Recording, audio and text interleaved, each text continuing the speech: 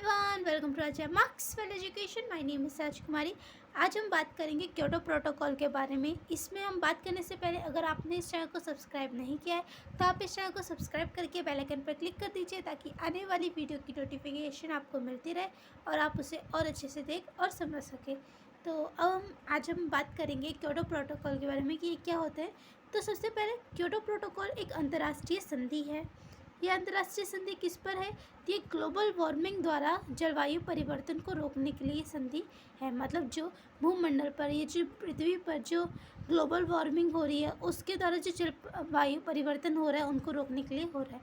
जैसे कि भूमंडल को यानी पृथ्वी को जो जलवायु परिवर्तन है या फिर बहुत सारे जो उनकी आपदाएं हैं, कार्बन डाइऑक्साइड जैसे विषैली गैसों से बढ़ने से जो उनको प्रॉब्लम्स हो रही है, ये उनके ऊपर ये क्योटो प्रोटोकॉल की संधि हुई थी।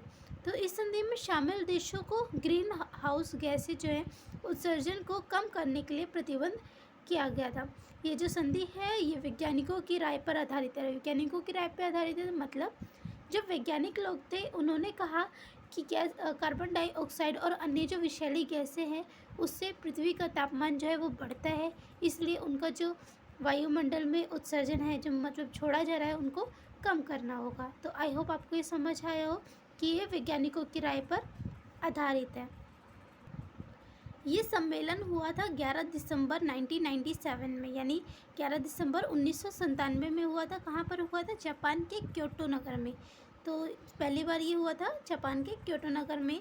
और ये सम्मेलन जो इसमें लागू हुआ था ये कब हुआ था? ये 16 फरवरी 2005 को ये लागू हुआ था। ये सम्मेलन पूरा 11 दिन तक चला था।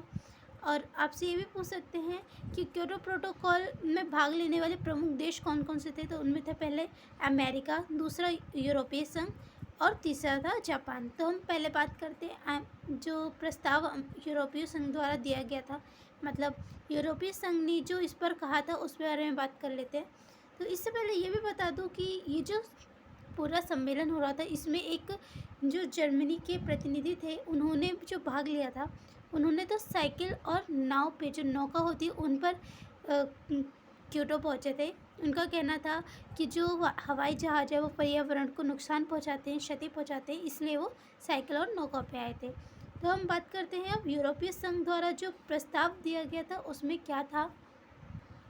यूरोपीय संघ के प्रस्ताव के अनुसार, मतलब यूरोपीय संघ के प्रस्ताव में ये था कि 1990 की गैस उत्सर्जन स्तर को आधार मानकर, मतलब गैस उत्सर्जन जो स्तर था 1990 में उसको ध्यान में रखकर 15 सालों में यानी 15 वर्षों के भीतर या फिर 15 सालों में 15% तक की कमी जो है वो लाई जाए। मतलब गैस उत्सर्जन स्तर जो है वो 15% तक 15 वर्षों में कम कर दिया जाए, कमी लाई जाए। लेकिन जो जापान और अमेरिका थे वो इससे सहमत नहीं थे, उनको ये स्वीकार्य नहीं था। उनको क्या स्वीकार्य था?